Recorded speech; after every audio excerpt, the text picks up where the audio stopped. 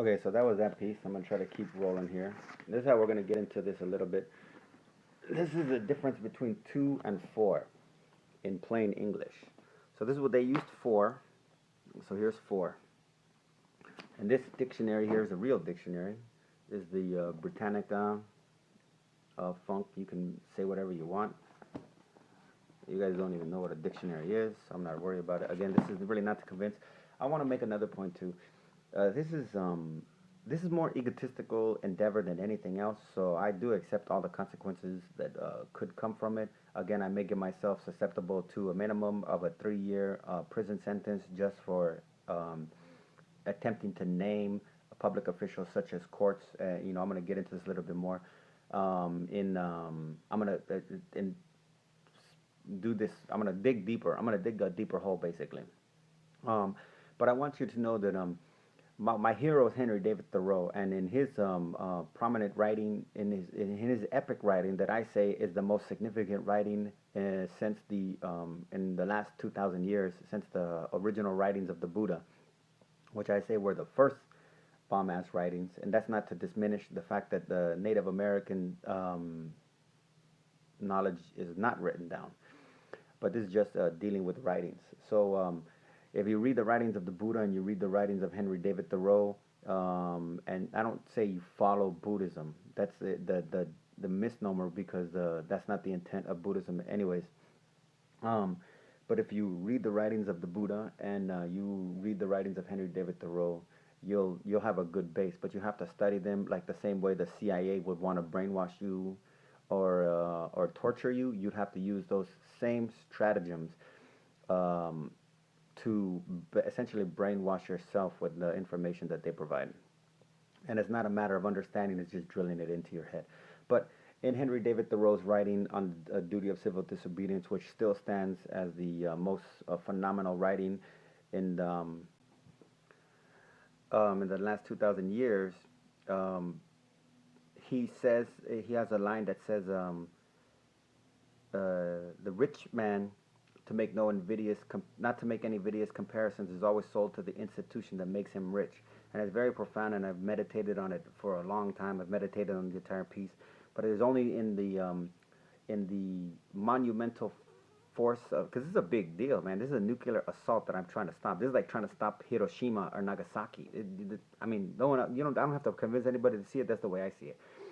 But in the context of doing this, I realized that I can expand on my master's teaching and further take it to the poor man, not to make any invidious comparisons, is always sold to the institution that makes him poor.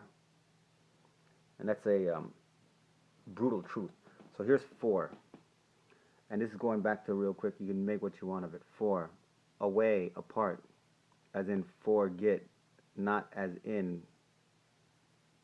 Three. Very excessively, as in forlorn. Okay, so that's four. Oh, we got four up here. Because or by reason of, on account of, with a view to, in order to affect, get, attain, reach, benefit, please, save, etc. Also in favor of, in behalf of, in place of, as being, with reference to, da da da da da da da da. Okay. Now that's what they use here. And again, this is for this, just in case. Okay. The principle that a corporation should not be liable for the criminal acts of its employees were Congress. And I want to say put two in there. So here's two. Two, preposition, in a direction towards, as going to town. Okay, let me just get to the five. Okay, you can read all that. If you want to pause it, you can pause it. It's in view. Five, belonging to, in connection with, denoting the relationship of things made together or between which there is corresponding, as the key to the barn, march to the music. Okay, so the principle that the corporation should not be liable to the criminal acts of its employees where Congress so intends. Why is that the case? Because Congress is part of those corporations. Again, this is what they call the revolving door. This is the corporate interest. In fact, if you see Fox News, sometimes they talk about corporate America, and actually Fox News boast of representing corporate America. I want to note that in this, within the RICO Act, there are the crimes. Oh, here we go. within the U.S. Section Code 1961 U.S. codes, that there is a reference to relating to nuclear materials. Okay, but I would like to note as well that the California, where they did this, does not have it. And I want to make a point that people, when this was made, they already knew about this event. Again, this event happened in 1959. Okay, the bar association wrote this. Okay, and it's basically the same principle as like this guy. This guy is a judge that has been appointed by Jerry Brown in the eviction courts, and he's gonna be run on. He's not even gonna go on the ballot. He's just gonna be reelected now. He's making $181,000. He is, according to allegations that I've heard, and I haven't been able to corroborate this, but they were made by a professional subpoena server, whatever. I think he's a scumbag, but anyways, he's got experience in this stuff and he's got knowledge.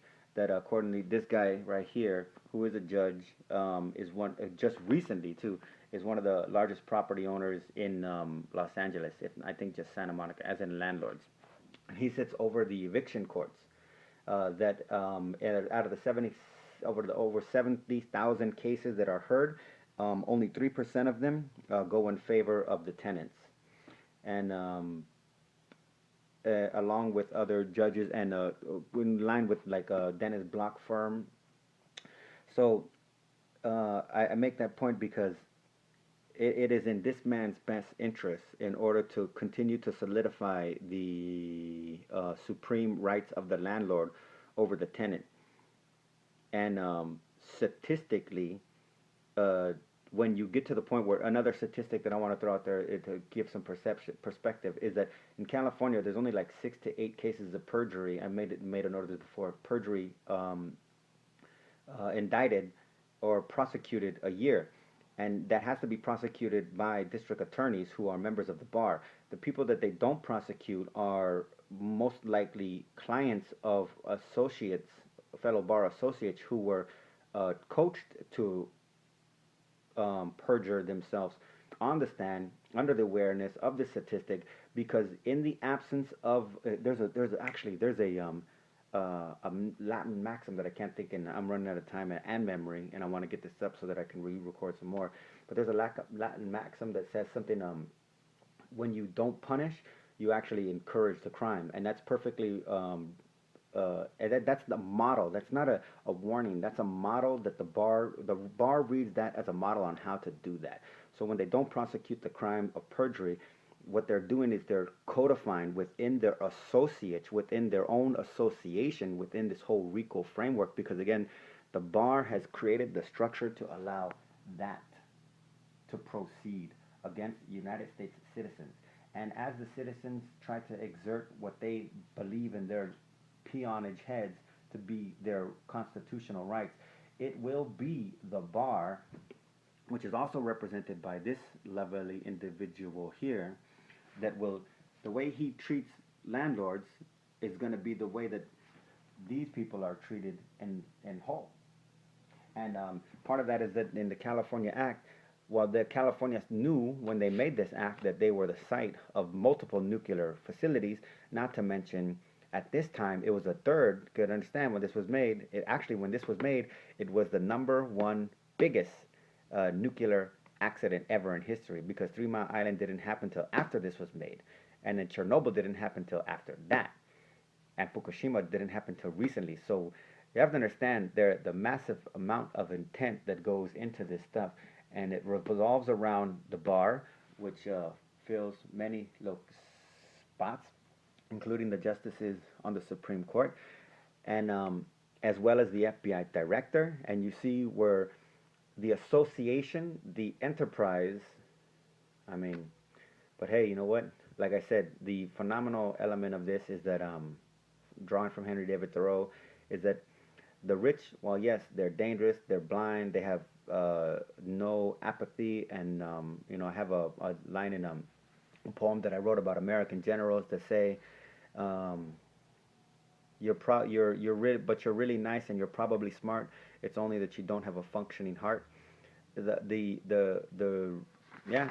that's a good summation of it. But I'm gonna post these up, and I'm just gonna keep running on this one a little bit longer and try to not really make sense. It's just I'm actually just trying to get myself in trouble if you can't figure that out. But you know, you have to understand who you are and run with it. So I mean, because me doing what I'm doing, if I end up going to a jail for these kind of things, the funny thing is I will have saved myself from this. Meanwhile, all you who go about your daily business, try to go about your daily business, and live your lives right as good Americans and whatnot, and raise your kids the whatever in your churches and take them to their schools and everything, all that good stuff like that, and try to feed them healthy or raise them right or whatever. You are going to be assuring their utter demise in some of the most horrifically torturous ways. You're going to be ensuring the little girls that are born now, they're going to be having beautifully fucking deformed babies, and they're going to be having wonderful amounts of miscarriages, which miscarriages are already at record high rates in the United States, and they're going to have a breast problems with breast cancer, and the sons, what are sons going to have? Sons are going to have infertility. Sons are going to have um, and compounded with the corrosive masculine image that is portrayed in every image around about masculinity. It's going to be your kids are screwed because what's going to end up happening is you're going to raise them again, not like me. If I was raising your kids, I would raise them to hate them, to want to kill them, to want to destroy them. But you're going to raise them to want to serve them. So when your kids' lives start to fall apart and they're disease ridden and their kids rot and die and their kids come out with big heads and no arms and all that kind of stuff like that, their instinct, because they're your kids, because of the way you raise them, is going to be to blame each other or to try to cope with it in some kind of BS way, maybe practice the SGI Buddhism so that they can die with cancer with dignity or smile and prove that, hey, look, we can die better than you, but we're all going to die.